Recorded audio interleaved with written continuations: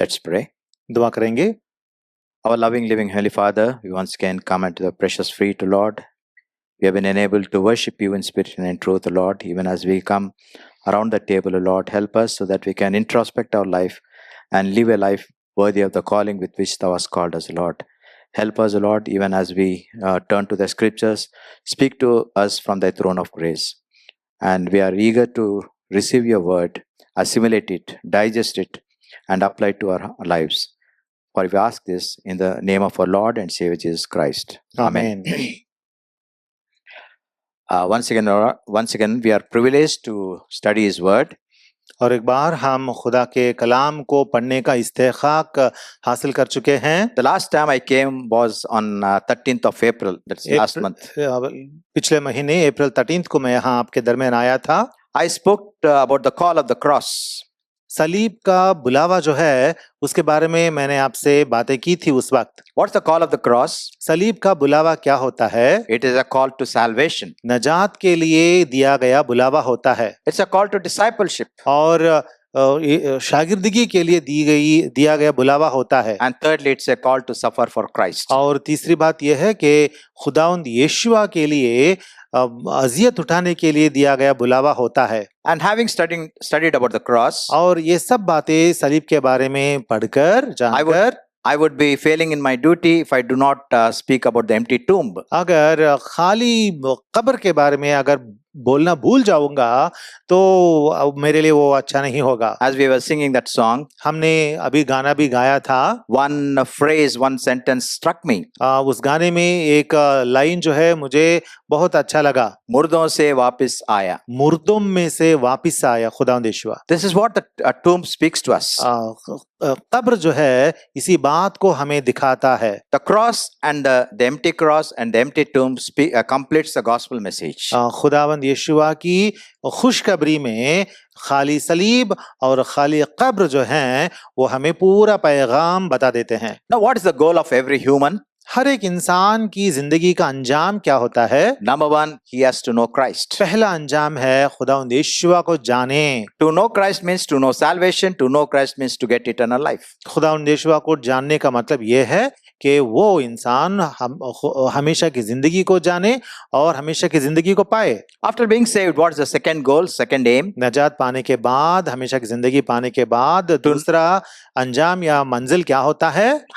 To know the power of Christ's resurrection. खुदावंद यीशुआ के मुर्दों में से जी उठने में जो कुदरत है, ताकत है, उसको जानना पड़ेगा। Dear friends, we cannot live this life by ourselves. अजीजों, ये जिंदगी जो हम जी रहे हैं, रूहानी जिंदगी, ये हमारी ताकत से हम जी नहीं पाएंगे। Our strength, our godliness is not enough. हमारी ताकत और हमारी खुदा परस्ती काफी नहीं होते हैं। We require God's strength. हमें खुदा की कुदरत हमें चाहिए। That comes from power of the tomb, the Christ's resurrection. और वो खुदा की कुदरत हमें कहाँ से मिलती है?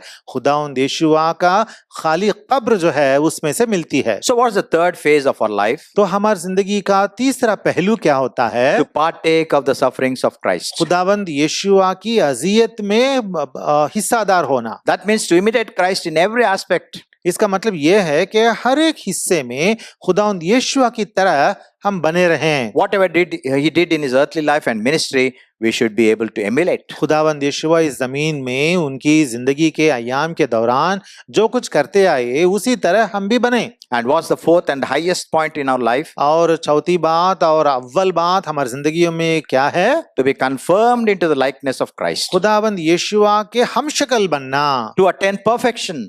खुदावंद यीशुआ में कामिल बनना। To be made heaven worthy. खुदावंद यीशुआ में आसमान के लायक बनना। So these are the four things.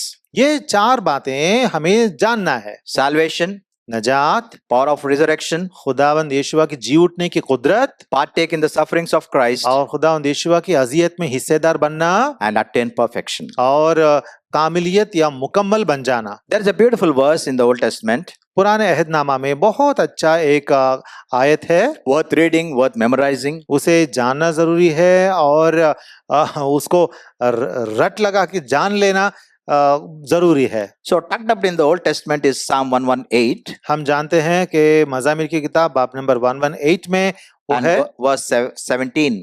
118 का जो है वर्स 17 में वो लिखा हुआ है, I will not die, but मैं live and tell of the works of the Lord.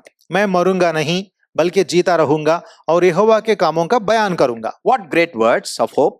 देखिए कितने बड़े अजीब उम्मीद से भरे हुए अल्फाज हैं। He says, I will not die, but live, वो कहता है मैं मरूंगा नहीं बल्कि जीता रहूंगा but tell of the works of the Lord. और यहोवा के कामों का बयान करूंगा।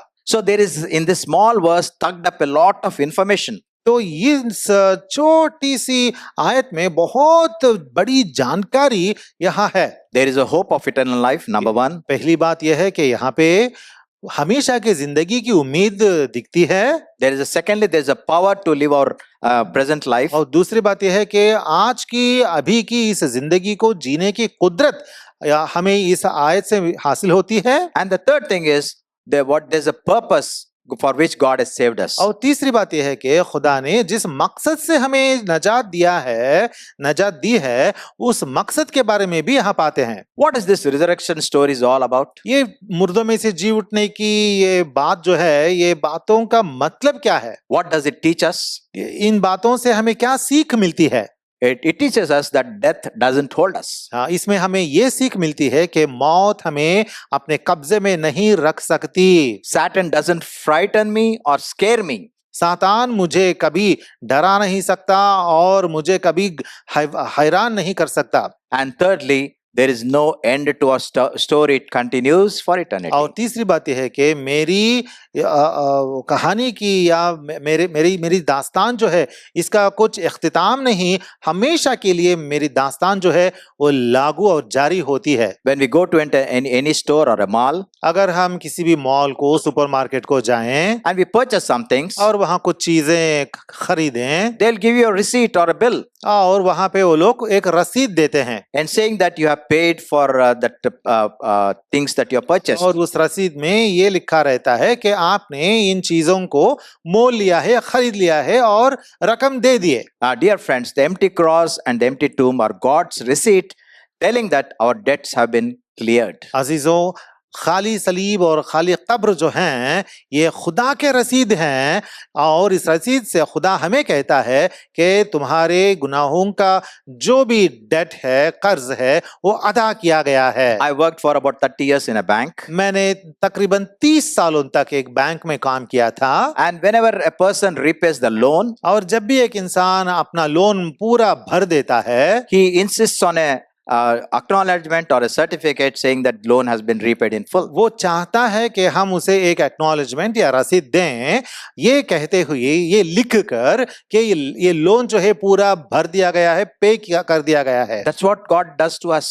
खुदा भी हमारे वास्ते ऐसा ही कुछ करता है। Our debt of sin has been fully repaid. हमारे गुनाहों का कर्जा जो है वो भरपूर मुकम्मल तरीके से वो भर दिया गया है। The empty cross and the empty tomb are the receipts. खुदावंद यीशुआ का खाली उनकी सलीब जो है और खाली कब्र जो है, वो है खुदा से दिए गए रसीद। The tomb or the graveyard is the most silent place. और शमशान गाह का वो कब्र जो होता है वो बहुत सुनसान जगह होती है। The only sound we hear is the chirping of the birds, और which have no anxiety, no worries. और वहां पे सिर्फ और सिर्फ एक ही आवाज हमें सुनने के लिए मिलती है और वो है चिड़ियों की आवाज। और उन चिड़ियों को कुछ भी ख्याल नहीं रहता कि इर्द गिर्द क्या हो रहा है। But from that silence, from that empty tomb, echoes a voice. लेकिन उस खामोशी से, उस खाली कब्र से एक आवाज गूंज रही है। That is Luke chapter 24 and verse 5. और वो है लूका की खुशखबरी चैप्टर 24 और verse number 5, which says, and as the women were terrified and bowed their faces to the ground, the men said to them, why do you seek the living one among the dead? जब वो डर गईं, मतलब वो औरतें जो वहां गई थीं सुबह सवेरे, जब वो डर गईं और अपने सिर जमीन पर झुकाए, तो उन्होंने उनसे कहा, जिंदे को मुर्दों में क्यों ढूंढती हो? So this is a voice from the tomb, empty tomb. तो ये आवाज आती है उस खाली कब्र में से। वो मुर्दों से वापस आया। वो मुर्दों में से वापिस आया है। Dear friends, there is going to come a day अजीजों, एक याद रखें, एक दिन आएगा when the voice of the archangel says to the dead who are buried in Christ, come up into the mid-air. और उस दिन फरिश्तों का सरदार फरिश्ता एक आवाज, बुलंद आवाज से कहेगा, फूंकेगा, और उस दिन हम आसमान में उठाए जाएंगे। The voice says, meet your savior. और वो उस दिन वो आवाज कहेगी कि अपने नजात दहिंदा से रूबरू हो जाओ। That's the rapture we have been assured of. हाँ, ये है बहुत खुशी देने वाला रैप्चर जिसके लिए हम सब मुंतजिर हैं। Thanks to the resurrection of our Lord Jesus.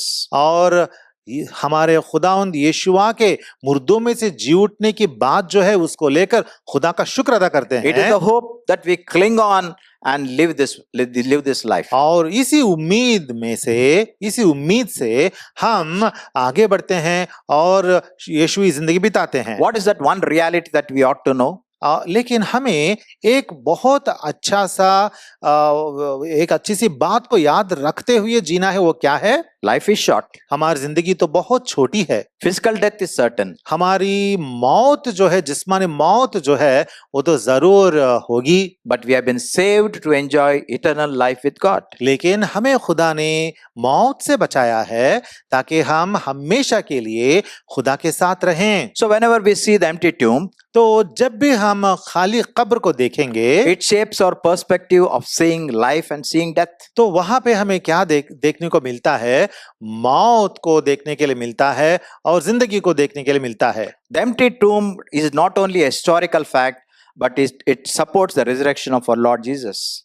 खाली कब्र जो है वो सिर्फ एक हिस्टोरिकल फैक्ट या तारीखी की खबर नहीं, बल्कि हमारे खुदावंद यीशुआ मुर्दों में से जी उठे हैं करके उस सच्चाई को भी दिखाता है। It reinforces the belief that we have that Jesus is the Son of God. हमारे अंदर जो उम्मीद है, ईमान है कि खुदावंद यीशुआ खुदा का इकलौता बेटे हैं, इस उम्मीद को भी वो बढ़ावा देता है। It affirms his divinity.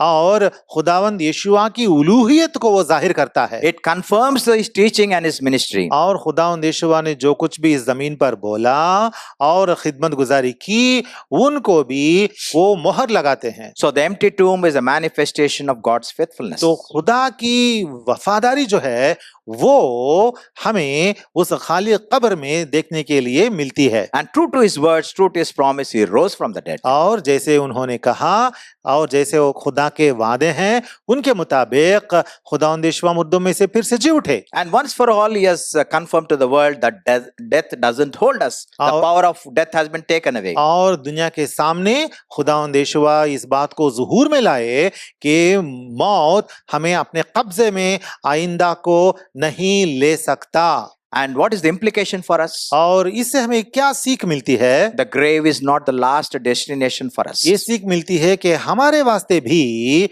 कब्र जो है वो आखिरी अंजाम या मकाम नहीं है। Our destiny lies in the bosom of an all-powerful God. हमारा मुस्तकबिल जो है, हमारा अंजाम मुस्तकबिल में जो है, वो क्या है?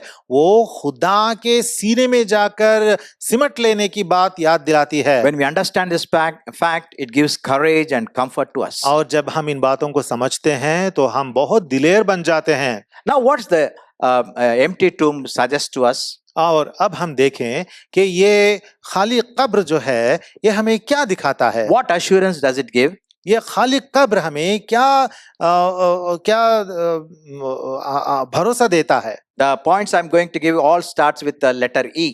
जो भी मैं पॉइंट्स देने वाला हूं, ये सब के सब ई लफ्ज से, हुर्फ से शुरू होते हैं। First of all, the Easter Sunday gives us the assurance of his enabling presence. Easter Sunday जो बोलते हैं, उससे हमें खुदावंद यीशुआ की जी उठने की ताकत हमें मिलती है। The God who saved me, the God who protected me, is a living God. वो खुदा जिसने मुझे छुड़ाया है, नजात दी है, वो जिंदा खुदा है। The God whom I serve is a living God and he lives in me. जिस खुदा की इबादत में करता हूँ, खिदमत गुजारी में करता हूँ, वो जीता रहता है और मुझ में जी रहा है। Acts 1:33 says, आमाल की किताब बाब नंबर 1 और आयत number 33, he also presented himself alive after his suffering by many convincing proofs, appearing to them over a period of 40 days And speaking of things regarding the kingdom of God. Sorry, not 33. हाँ, 3. आयत number 3, उसने दुख सहने के बाद बहुत से सबूतों से अपने आप को उन पर जिंदा जाहिर भी किया, चुनांचे वो 40 दिन तक उनको नजर आता और खुदा की बादशाही की बातें कहता रहा। There were at least 12 appearances of a Lord after he was raised from the dead. हमारे खुदावंद यीशु मुर्दों में से जी उठने के बाद तकरीबन 12 बार लोगों को दिखाई दिए। If you want a list of to those whom he appeared, we have to read 1 Corinthians 15. अगर आपको लिस्ट चाहिए, फहरिस्त चाहिए कि जिनको खुदावंद यीशु ने दिखाई दिया, तो पहले कुरिन्थियों की किताब बाब नंबर 15 हमें पढ़ना पड़ता है। This appearances was to confirm that he rose from the dead. और ये दिखाई देना, ये वाकये जो हुए हैं, ये सब हमें क्या बताते हैं कि खुदावंद यीशु मुर्दों में से वापस आए हैं To instruct his disciples ताकि अपने शागिर्दों को तालीम दें and to prepare them for future work. और मुस्तकबिल में जो खिदमत गुजारी है उसके लिए उनको तरबियत दें। What did the appearance of the Lord do to them? खुदावंद यीशु के फिर ज़ुहूर में आना उनके लिए कैसा रहा या उसे क्या फायदा मिला? It transformed the fearful followers into bold witnesses. तो उससे ये फायदा हुआ कि वो डर के मारे रहने वाले वो शागिर्द जो थे, वो लोग दिलेरी से बाहर आकर गवाही देने लगे। It provided a solid foundation for the church to grow. इतना ही नहीं बल्कि इक्लीसिया को बढ़ने के लिए एक मजबूत बुनियाद वो दी। The empty tomb serves as a tangible reminder of the transformation of his disciples. और खाली कब्र जो है वो यीशुई मोमिनों को और शागिर्दों की जिंदगी में जो तब्दीली आई है उसकी वजह है। What were these last words? खुदावंद यीशु के आखिरी अल्फाज क्या थे? Matthew 28 and verse 20. मत्ती की खुशखबरी चैप्टर 28 और आयत नंबर 20 में हम पढ़ते हैं, And surely I am with you always to the very end of this age. उन्होंने कहा, मैं दुनिया के आखिर तक हमेशा तुम्हारे साथ हूँ। He promised his disciples that he would be eternally be present with him. खुदावंद यीशु ने अपने शागिर्दों से वादा किया था कि मैं हमेशा के लिए तुम्हारे साथ रहने वाला हूँ। Even though he ascended into heaven, खुदावंद यीशु तो आसमान में चले गए and he was always with them in the form of a spirit. और हमेशा उनके साथ रूहानी तरीके से रहने लगे। It brought comfort and reassurance to these disciples. और ये शागिर्द लोग जो थे उनके दिलों में बहुत दिलेरी और यकीन दहानी बख्शे। What is the assurance? और यकीन दहानी क्या है? They were not alone and Jesus Christ would guide them and strengthen them in the ministry. उनकी यकीन दहानी ये थी कि वो लोग अकेले नहीं रहे बल्कि खुदावंद यीशु उनके साथ रहे और खिदमत गुजारी में उनको आगे बढ़ाते रहे। So the first effect of resurrection is his enabling presence. तो खुदावंद यीशु के मुर्दों में से जी उठने से जो असर जो हुआ था वो पहला ये था, खुदावंद यीशु की मौजूदगी उनके साथ होती थी। And he shall be called Emmanuel, God with us. और खुदावंद यीशु कौन है? वो इमानुएल है, मतलब खुदा हमारे साथ। And the second effect of resurrection और खुदावंद यीशु के मुद्दों में से जीने से जो दूसरा असर तासीर जो है वो ये है, is the empowering victory for us. वो ये है कि हमारे वास्ते खुदावंद यीशु फतह हासिल करके दिए। The resurrection of Jesus Christ is the central to our Christian faith. हमारी यीशुई जिंदगी में हमारे यीशुई ईमान का मरकज क्या है? वो है खुदावंद यीशु के मुद्दों में से जी उठना। It symbolizes victory over sin, victory over death. गुनाह पर और मौत पर फतह याब होकर खुदावंद यीशु आए हैं, हमें भी वो फतह याबी हासिल है। The cross gave us forgiveness of sins. सलीब में गुनाहों की मुआफी हासिल होती है, But the resurrection gave us the victory and gave us the power over sin and death. लेकिन मुर्दों में से जी उठना, कब्र से जी उठना हमें गुनाह और मौत पर फतह देता है। From mortal we will attain immortality. हम फानी लोग हैं लेकिन गैर फानी लाफानी हो जाएंगे। It gives us the power to face challenging times. आने वाले मुस्तकबिल में बहुत तकलीफों को झेलने की ताकत वो हमें देता है। In any adverse situation, we just have the hope that one day we shall be with God forever and ever. तकलीफें मुसीबतें कितनी भी क्यों ना आए, हमें एक उम्मीद रहती है कि खुदावंद यीशु एक ना एक दिन आएंगे और हमें ले जाएंगे। The same power which raised Jesus from the dead is available to us. और जो कुदरत खुदा की जिससे खुदावंद यीशु जिलाए गए, वही कुदरत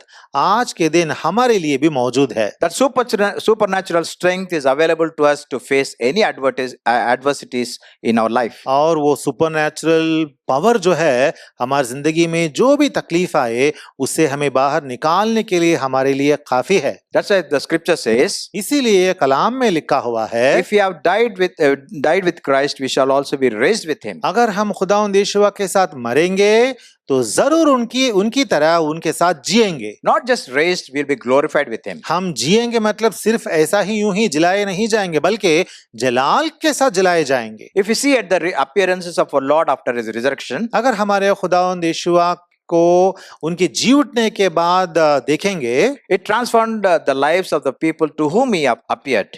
जिनको खुदावंद यीशु मुद्दों में उठकर मुद्दों में से वापस आकर दिखाई दिए, उनकी जिंदगियों में बड़ी तब्दीली आ गई। Mary Magdalene was the first person to whom our Lord appeared. मेरी मगदलिनी थी वो पहली औरत या पहला शख्स जिसे खुदावंद यीशु पहली बार दिखाई दिए। The greatest news to mankind came from the empty tomb. इंसानों के लिए बहुत बड़ी खबर सिर्फ और सिर्फ खाली कब्र से निकल कर आई है। And what a surprise, this greatest news was conveyed to a woman. और कितनी अजीब बात है ना कि इतनी बड़ी खबर जो है ये एक औरत को पहली बार एक औरत को बताई गई थी। Why is the question mark?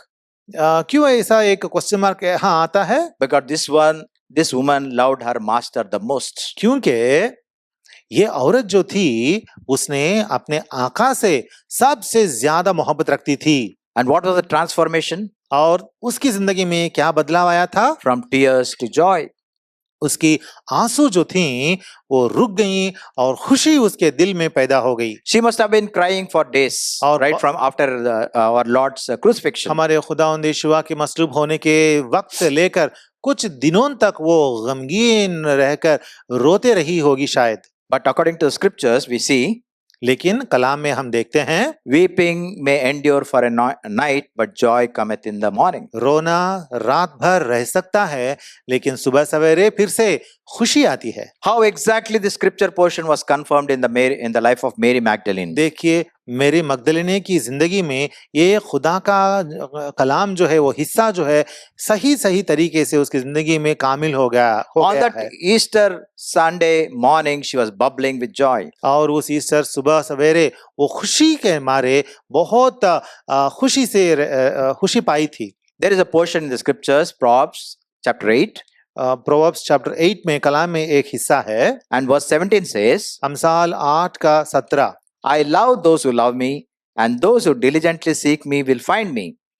जो मुझसे मोहब्बत रखते हैं मैं उनसे मोहब्बत रखती हूँ, और जो मुझे दिल से ढूंढते हैं वो मुझे पा लेंगे। Actually, this chapter, this verse, this speaks of God's wisdom. यहाँ पे जो बातें लिखी गई हैं ये बातें खुदा की हिकमत के बारे में लिखी गई हैं। And we know Jesus is the wisdom of God. और हम जानते हैं कि खुदावंद यीशु ही खुदा की हिकमत है। So this Mary was loving her master. तो हम जानते हैं कि ये मेरी जो थी, मरियम जो थी, अपने आका से मोहब्बत रखती थी And diligently seeking Christ. और वो बहुत बेदार होकर खुदावंद यीशुआ के लिए वो मुंतजिर थी। She was confused and in a state of depression. वो तो बहुत गमगीन थी, गमज़दा थी। But the moment she saw Lord Jesus Christ, she became stable. लेकिन जब खुदावंद यीशुआ को देखी और पहचानी तो बहुत कवि बन गई। What was the lesson for Mary? तो मरियम को यहाँ पे क्या सीख मिलती है? She became an apostle to the apostles. वो अपोस्टल्स को, रसूलों को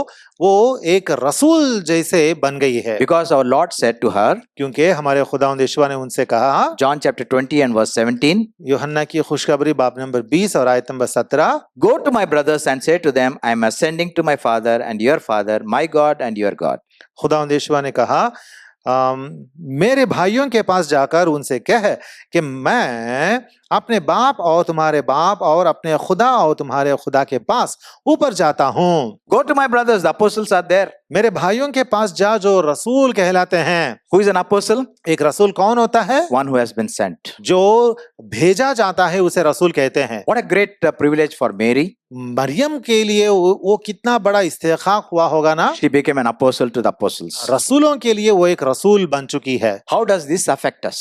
ये इस बात से हमें क्या सीख मिलती है? How does this resurrection story affect us? खुदावंद यीशुआ के मुर्दों में से जी उठना वो बात हम पर क्या असर दिखाती है? In John chapter 13 and verse 16, यूहन्ना की खुशखबरी बाब नंबर 13 और आयत number 16, while our Lord was in this earth, जब हमारे खुदावंद इस दुनिया में रहते थे, what does this verse say? तो यहाँ पे इस आयत में हम क्या पढ़ते हैं? Truly I say unto you, a slave is not greater than his master, not one who is sent greater than the one who sent him. मैं तुमसे सच सच कहता हूँ कि नौकर अपने मालिक से बड़ा नहीं होता और ना भेजा हुआ अपने भेजने वाले से। So 13:16 says we are his servants. तो कलाम में यहाँ पे 13 की 14 में हम पढ़ते हैं कि हम खुदावंद यीशुआ के खादिम हैं। 2 chapters later, और दो अबवाब के बाद John 15 and 15, यूहन्ना की 15 की 15 में पढ़ते हैं, Jesus Christ says, you are my friends. खुदावंद यीशुआ यहाँ पे कहते हैं मैं तुम्हें दोस्त कहा है। But after in the resurrection story, लेकिन खुदावंद यीशुआ के जी उठने के उस बात में go to my brothers. खुदावंद यीशुआ उससे कहा था From servants, कि मेरे भाइयों के पास जा। some servants we have become his friends, some from friends we have become his brothers. हम क्या बने हैं? खादिमों से हम उनके भाई लोग बने हैं और भाइयों से हम खुदावंद के दोस्त बन चुके हैं। What a great privilege for us. कितना बड़ा इस्तेखाक है ना। And the second thing our Lord says to Mary, और दूसरी बात जो खुदावंद यीशुआ ने मरियम से कही थी वो ये थी, stop clinging to me. मुझे छुओ मत। Mary was so overwhelmed by seeing his savor that she clung unto the Lord. खुदावंद यीशुआ को देखकर बहुत खुशी से मारे वो चाहती थी कि खुदावंद यीशुआ को छुए। She wanted to cling unto him. हमारे खुदावंद यीशुआ को छूना चाहती थी। Till the commandment came, you just move away from me. हाँ, लेकिन खुदावंद यीशुआ ने कहा जब तक तुझे हुक्म आता है तब तक तू मुझे छूना मत। But today we are exhorted to cling to our Savior. लेकिन आज खुदा हमसे ये कहता है कि आज बिला नागा बेशक तुम अपने नजात दहिंदा यीशुआ को छू सकते हो, उससे लगे रह सकते हो। In Psalms 63 and verse 8, मज़ामिर की किताब चैप्टर 63 और आयत नंबर 8 में my soul clings to you. वहां पे मैं पढ़ता हूँ 63 and verse 8. 63 वर्स 8, मेरी जान को तेरी ही धुन है, तेरा दहना हाथ मुझे संभालता है। My soul clings to you. Take your right hand takes hold of me. मेरी जान को तेरी ही धुन है या मेरी जान तुझसे ही लगी रहती है और तेरा दहिना हाथ मुझे संभालता है। What does Mary experience further? Verse 18, 20, John chapter 20 and verse 18. यूहन्ना की खुशखबरी बाब नंबर 20 और आयत नंबर 18 में मरियम को क्या होता है? I have seen the Lord. वो कहती है मैंने खुदावंद को देखा। I have seen the Lord. मैंने खुदावंद को देखा, वो कहती है। It's a personal experience. ये एक निजी एहसास है। What does the world say? दुनिया क्या कहती है? The Lord is risen. खुदावंद यीशुआ जिंदा है। But what do we ought to say? लेकिन हमें क्या कहना चाहिए? The Lord is risen and he lives in me. खुदावंद यीशुआ मुर्दों में से जिंदा हैं और मुझ में जीते हैं। And there is a famous English hymn says, he talks with me, he walks with me. और एक बहुत अच्छा सा अंग्रेजी गाना भी है जिसमें कहा जाता है कि वो मेरे साथ बातें करता है, मेरे साथ वो पैदल चलता है। Along life's narrow way, Hallelujah, Christ arose. मैं बहुत तंग रास्ते में क्यों ना पढ़ूं, खुदावंद यीशुआ मेरे साथ हैं। Hallelujah. So what a transformation for Mary. तो क्या ही बहुत बड़ा बदलाव है ना, तब्दीली है ना मेरी की जिंदगी में। Then the Lord appeared to disciples who are on the way to their village called Emmaus. उसके बाद खुदावंद यीशुआ एमाइस करके एक गांव को जाने वाले दो शागिर्दों के साथ भी मिले। Jesus appeared and stood among them and but they could not recognize. खुदावंद यीशु मुर्दों में से जिंदा होने के बाद जाकर उनसे मिले, उनके साथ रहे बैठे, लेकिन वो लोग उन्हें पहचान नहीं पाए। One person was named Cleophas, but the other is not named. उसका उनमें से एक का नाम था क्लियोपस, दूसरा का नाम लिखा नहीं गया। They were two discouraged disciples. वो लोग बहुत गमज़दा शागिर्द थे, They heard the news from the woman that the tomb was empty. लेकिन वो लोग उस औरत से उस बात को वो लोग भी सुने थे कि वो कब्र जो है वो खाली है। Jesus was alive, but they did not believe that. खुदावंद यीशु मुर्दों में से जी उठे हैं, लेकिन वो लोग इस बात को समझ नहीं पाए, ईमान नहीं ला पाए। Why were they disappointed? क्यों अभी भी वो लोग गमज़दा ही रह गए? They thought that Jesus would act as a redeemer and get them out of the Roman enslavement. उन्होंने शायद ये सोचा होगा कि खुदावंद यीशुआ रोमियों के हाथों में से उनको छुड़ाने वाले बनकर उनको शायद छुड़ाएंगे करके वो लोग मुंतजिर थे। Their expectations from Jesus did not materialize. उनकी उम्मीद जो खुदावंद यीशुआ से थी, शायद वो उम्मीद हकीकत में नहीं बदली। Dear friends, we expect many things from God. अजीजो, हमारे खुदावंद से हम बहुत सारी बातों का चीजों की उम्मीद रखते हैं। We don't get those things. और वो बातें, वो चीजें हमें मिलती नहीं हैं। Things don't go our way. जैसे हम चाहते हैं उस तरीके से बातें गुजरती नहीं हैं। We feel disgusted, exhausted, and empty. हम थक जाते हैं और खाली हो जाते हैं और गमज़दा हो जाते हैं। But what does the resurrection of the Lord do to us? लेकिन खुदावंद यीशुआ का मुर्दों में से जी उठने की बात जो है, उसे हमें क्या मिलता है? It revives us. वो हमें फिर से बहाल करती है। They were going from Jerusalem to Emmaus. वो लोग यरूशलेम शहर से एम्माइस को जा रहे थे। Emmaus Jerusalem is called the city of God. यरूशलेम का मतलब होता है खुदा का शहर।